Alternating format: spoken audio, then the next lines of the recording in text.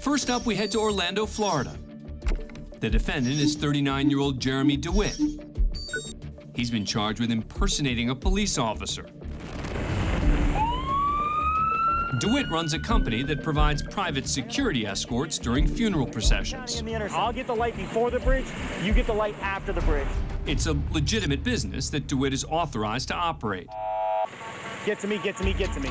What he's not authorized to do is direct traffic.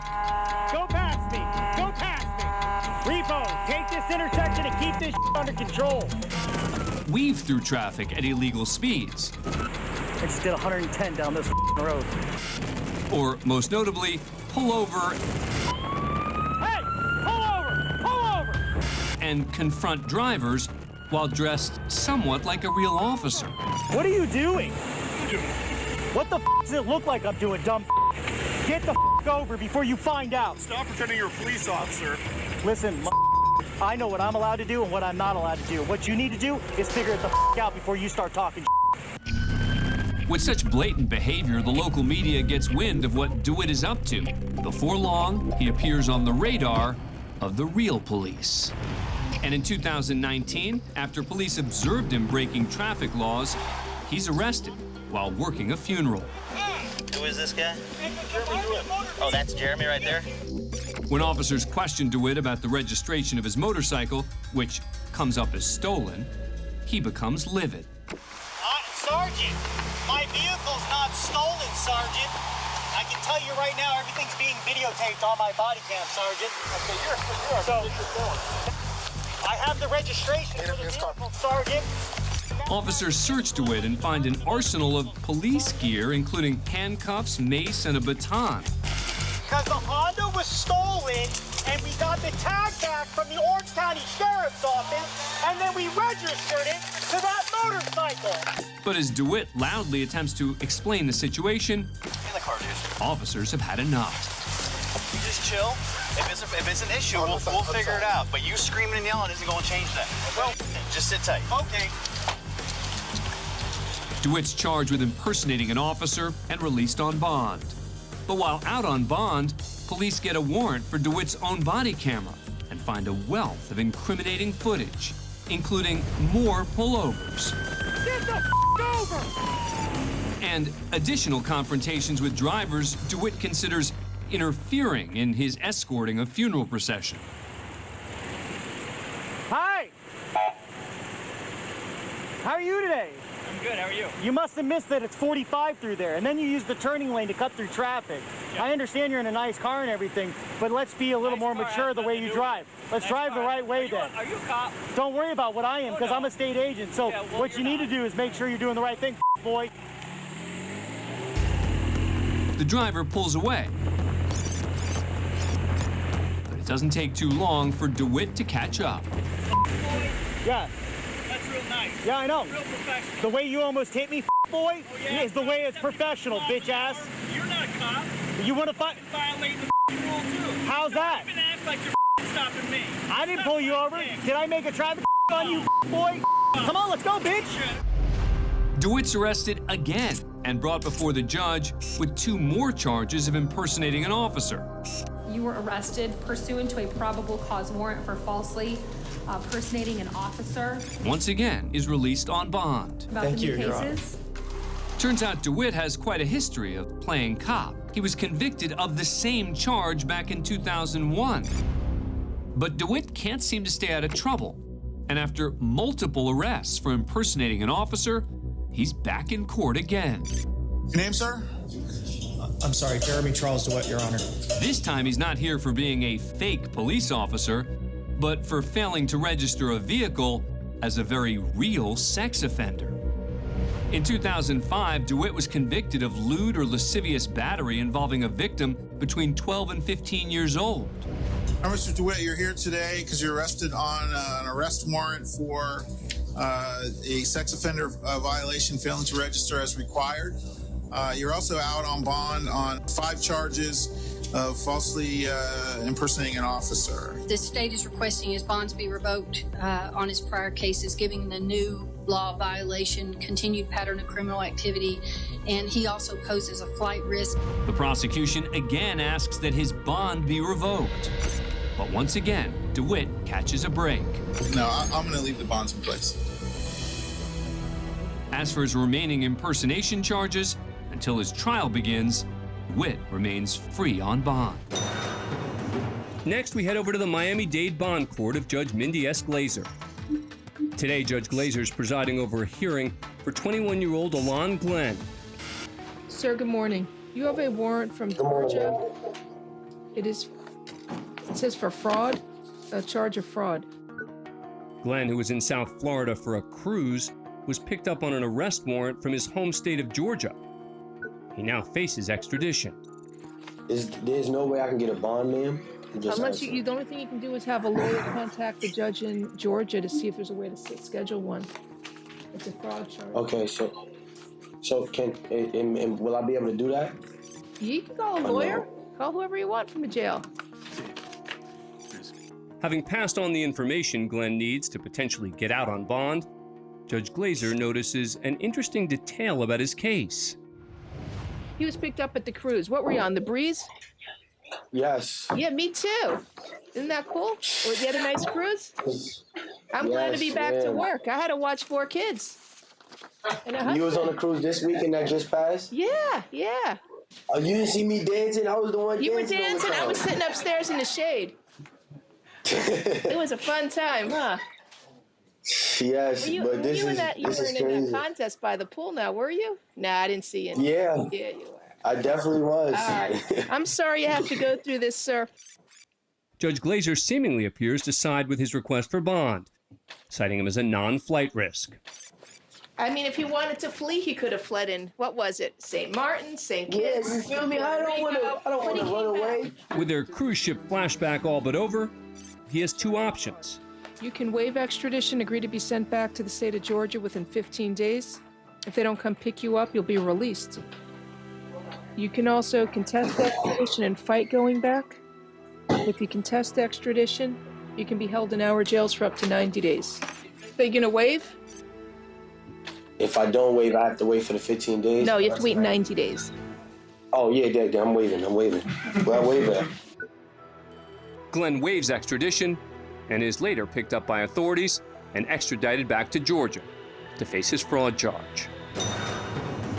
Next, we go to a pretrial hearing in Ann Arbor, Michigan. Jeremy Hsu, age 39, is charged with first-degree home invasion, car theft, identity theft, and possession of a controlled substance. The defendant arrives in a wheelchair after suffering a number of strokes over the years. That's Hsu's attorney, Walter White. Any other motions or preliminary matters? I would just restate my previous request that I be allowed to withdraw from the case. Hsu's attorney just asked to be removed from the case. Mr. Hsu and I have basically no communication. He prepares his own motions. He has asked me to file them. Sometimes I have, sometimes I have not. He's had a series of strokes. I mean, he's in a wheelchair. Even though Hsu's in a wheelchair, not even his own attorney is sure about the severity of his condition. I don't know what his physical health is, but I know that he's maybe not as strong as he used to be. And so I would just ask Your Honor to consider allowing me to withdraw so that he can get an attorney that he can work with. I previously ruled on your motion to withdraw, and nothing has changed in interim, so I'll stand by that ruling. I'd like to represent myself then, Your Honor. That's right. If Hsu can't have his way, then he'll just represent himself. Well, I would strongly urge you not to do that. Mr. White's been a criminal defense attorney for as long as I can remember. That's your opinion. I don't buy your opinion. But that's fine. You don't have to buy my opinion. But he is a lawyer, and you're not. I'm a better lawyer than you. That's your opinion as well. If you want to proceed and represent yourself, we can do that. Jury trial will be the 21st of January at 8:30. I need time to go through pretrial motions. January 21 at 8:30. Mr. I haven't White. had no time to go through pretrial motions. What the are you talking about, dude? Sensing the escalating tension, 2 court officers step in behind Hsu in case things get physical. Well, the case has been pending for quite a while. Mr. White has been representing you for quite a while. So Mr. White hasn't filed nothing. He just asked to withdraw 2 different times. You keep denying it. Well, that's the way it is, sir. So we'll see you on the 21st for jury trial.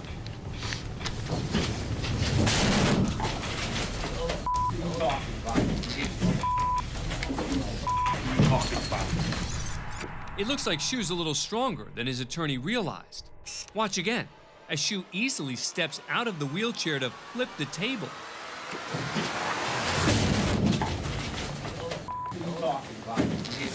The officers force Shu back into the chair, but he's not going quietly. Lift your feet up.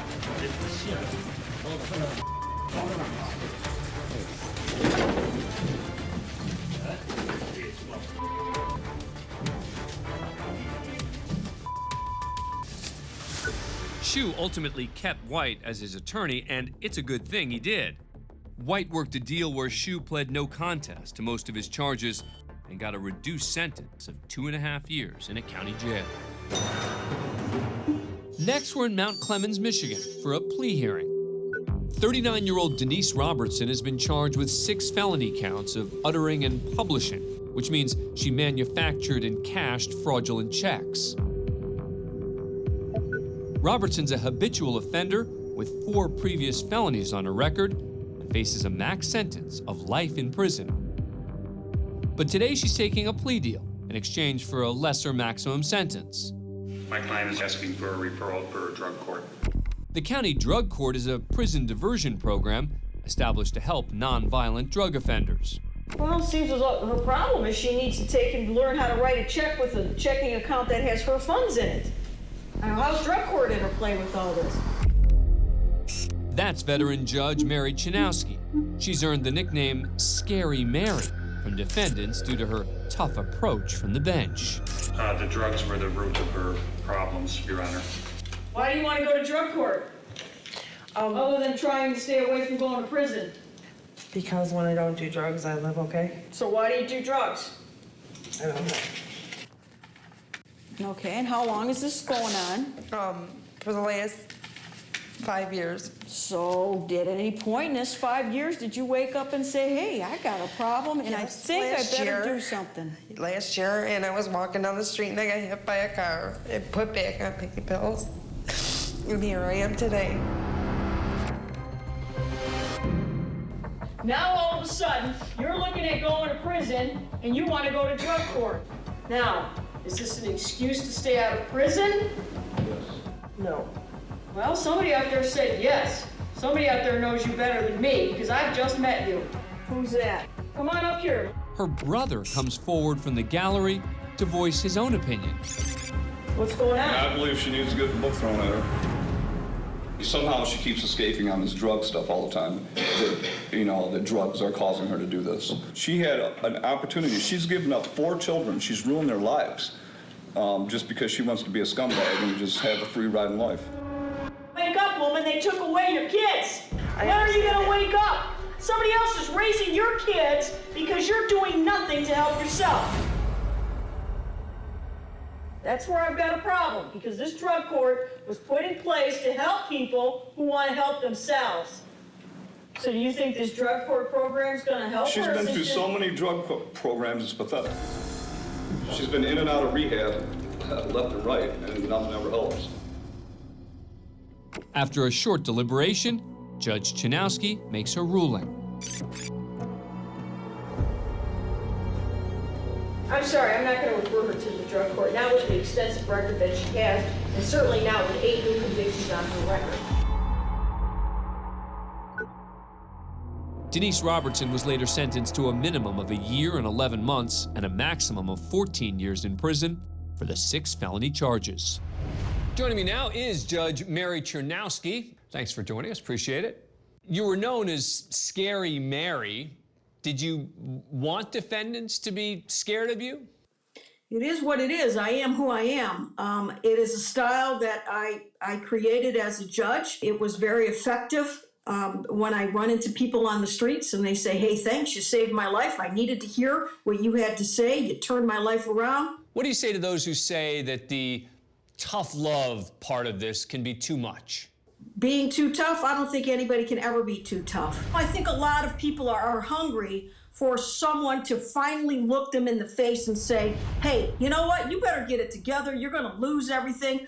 I think they never had it in their life. Nobody ever told them that they need to clean up their act. Now all of a sudden, you're looking at going to prison and you want to go to drug court. Now, we see that this defendant wanted to get into drug court. Tell us about what the purpose of drug court is. What it is, it's a specialized court where we give defendants more attention. So we are focusing on them, we're getting them jobs, we're helping them with the rehabilitation. I need to decide, is this a candidate for drug court who is going to be able to deal with the rigors of drug court? We're on you every single day. We're testing you 2-3 times a week. Are you working? We're constantly on you. Have you ever had a situation like this where a family member comes up and actually asks for a stiffer sentence? Oh, sure, Dan. All the time I would get that. I mean, it was a common thing. You're her brother. What's going on? I believe she needs to get the book thrown at her.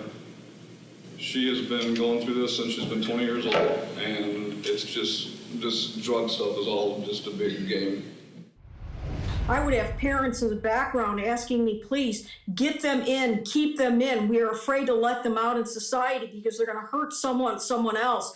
That was a daily event for me. Parents, whether it be parents or siblings or significant others.